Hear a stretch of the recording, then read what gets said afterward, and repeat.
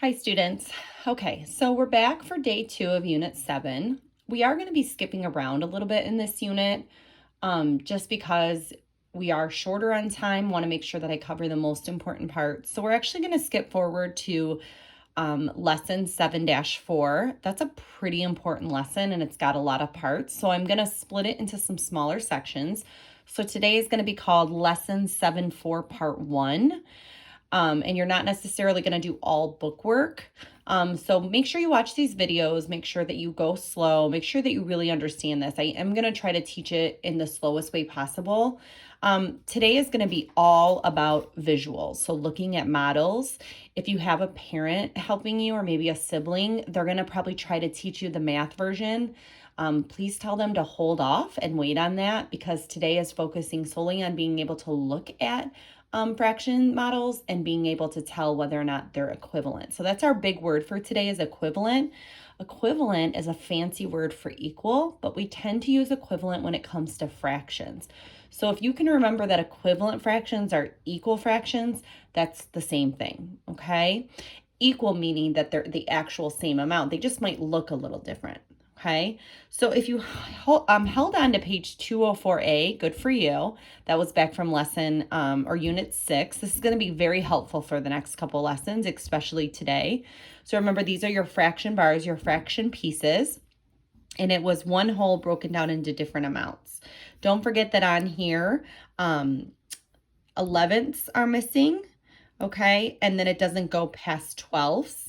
But that's okay because this is just to get you used to the models, and hopefully once you start picking it up, you can work with fractions that are divided into even smaller pieces.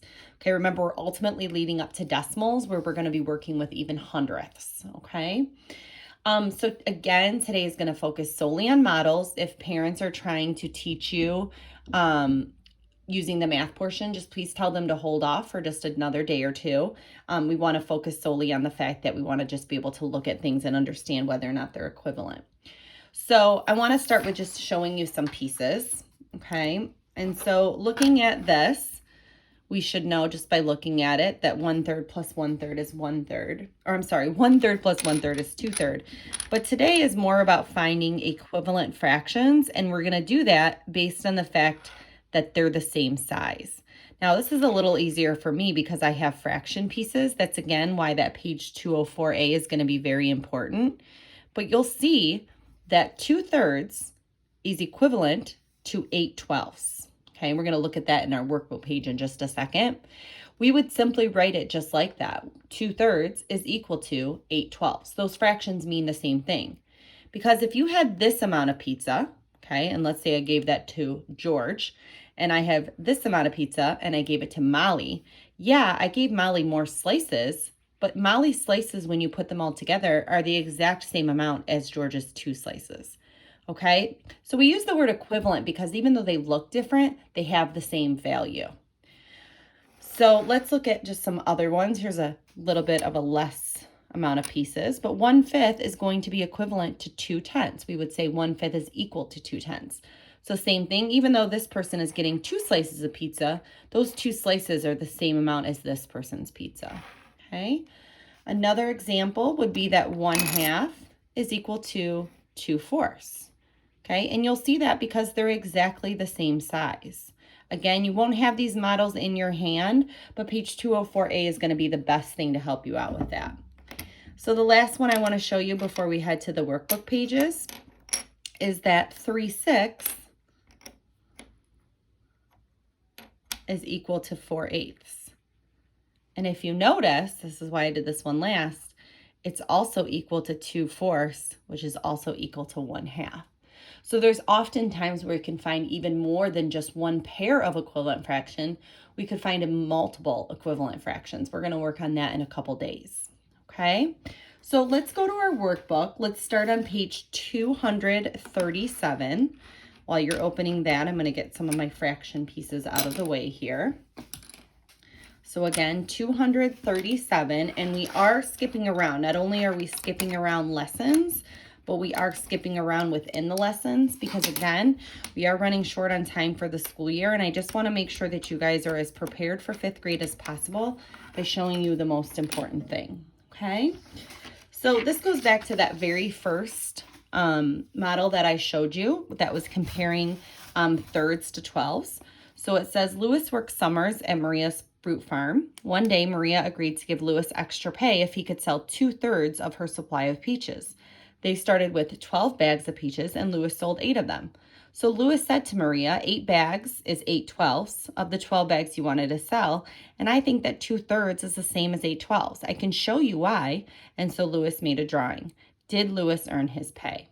Okay, well, here would be 2/3. And if you look, for every 1/3, it's equal to 4 of those 12s. So when you have 2/3, it's equal to 8 of those 12s. 2/3 is exactly the same size as 8/12, and so these are considered equivalent fractions, okay?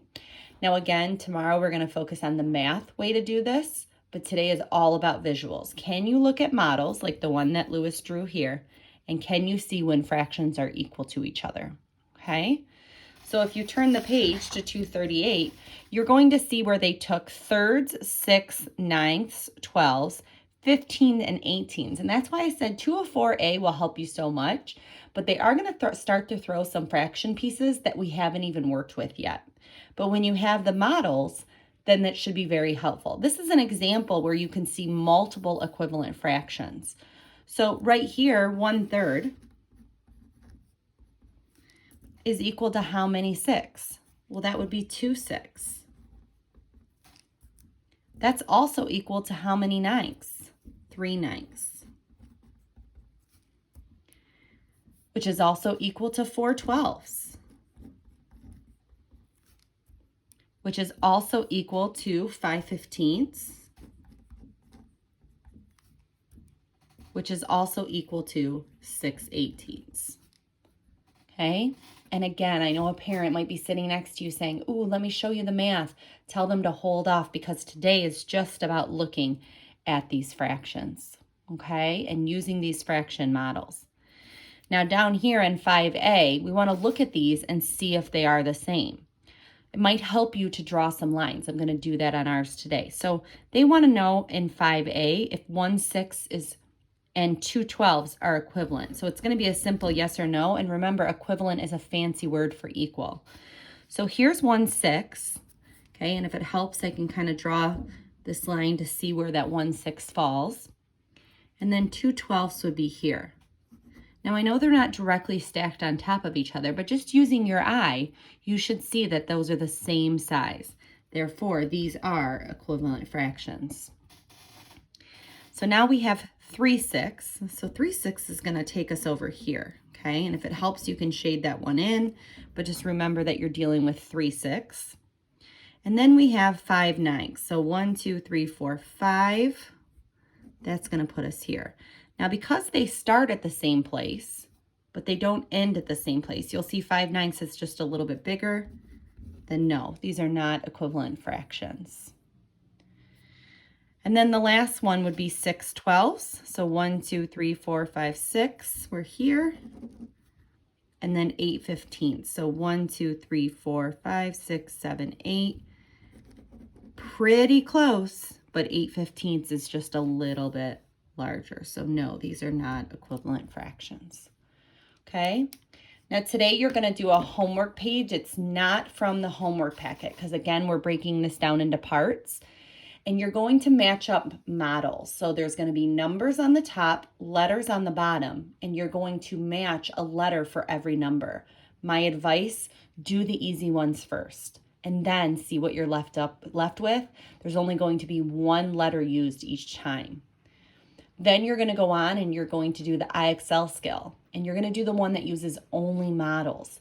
So again, ask that parent to just hold off and let you focus solely on visuals, being able to look at models, and then later we're going to move on to the math, okay?